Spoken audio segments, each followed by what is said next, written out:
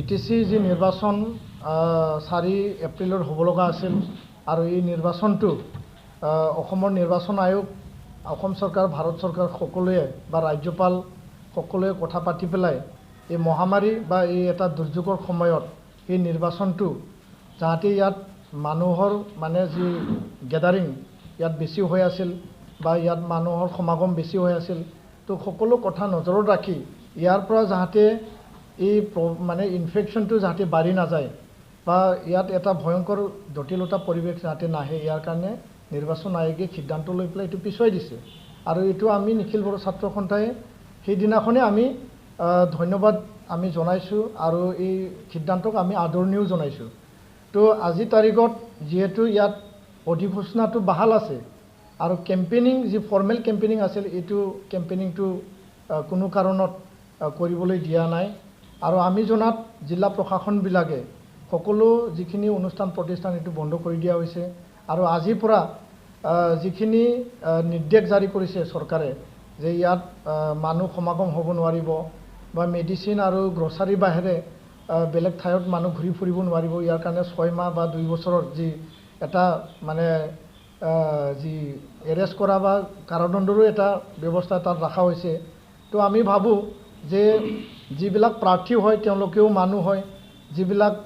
ভোটদান কৰিব তেওঁলোকেও মানুহ হয় আৰু যেহেতু মানুহৰ তাত এইটো ভাবুকিটো আহিছে এই কোভিড-19 মানুহৰ কাৰণে এটা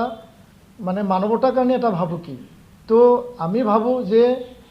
নিৰ্বাচন জীৱনতকৈ ডাঙৰ হ'ব নোৱাৰে কিছুমানে কৈছে যে জীৱনত মানে নিৰ্বাচনে জীৱনতকৈ ডাঙৰ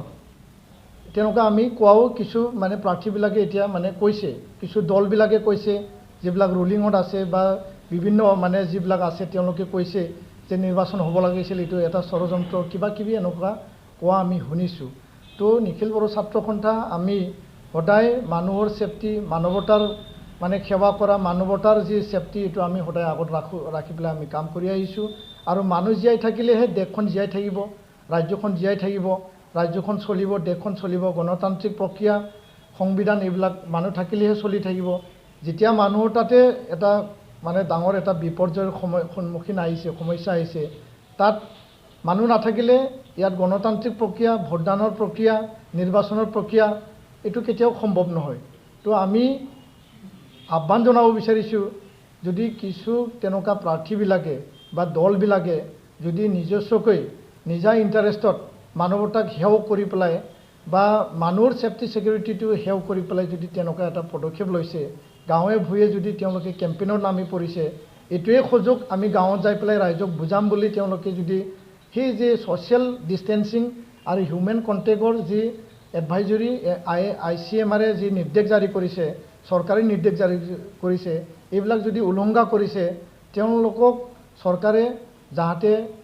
মানে এটা ব্যৱস্থা লয় বা চৰকাৰেও যাতে তেওঁলোকৰ ওপৰত যাতে নিৰ্দেশ জাৰি কৰে যে হয় এই সময়ত ৰিটাৰ্নিং অফিচাৰ জিলা DC তেওঁলোকে যেহেতু ৰিটাৰ্নিং অফিচাৰ তেওঁলোকৰ পৰা সকলো প্ৰাৰ্থীক কৈ দিব লাগে বা সকলো প্ৰাৰ্থীক জাননী প্ৰেৰণ কৰিব লাগে যে এই সময়ত কোনো প্ৰাৰ্থীৰ যাতে কেম্পেইন নহয় কোনো প্ৰাৰ্থীয়ে যাতে সুযোগ লৈ পেলাই এইটো কেম্পেইন কৰিব নোৱাৰে বা আমি বহুত জায়গাত শুনিছোঁ যে কিছু দলৰ মানুহবিলাকে কৰ্মীবিলাকে মানে বেয়া এটা মানে পদ লৈ পেলাই বা এটা মানে ইণ্টাৰনেল পদ লৈ পেলাই তেওঁলোকে ৰাইজক ভুল পথেৰে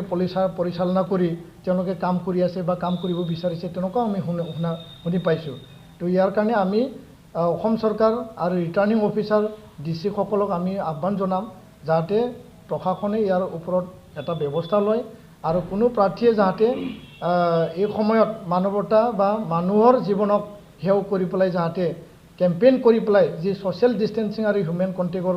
যি নিৰ্দেশ জাৰি কৰা হৈছে এইটো ভাইলেশ্যন নকৰে ইয়াৰ কাৰণে চৰকাৰে ব্যৱস্থা ল'ব লাগে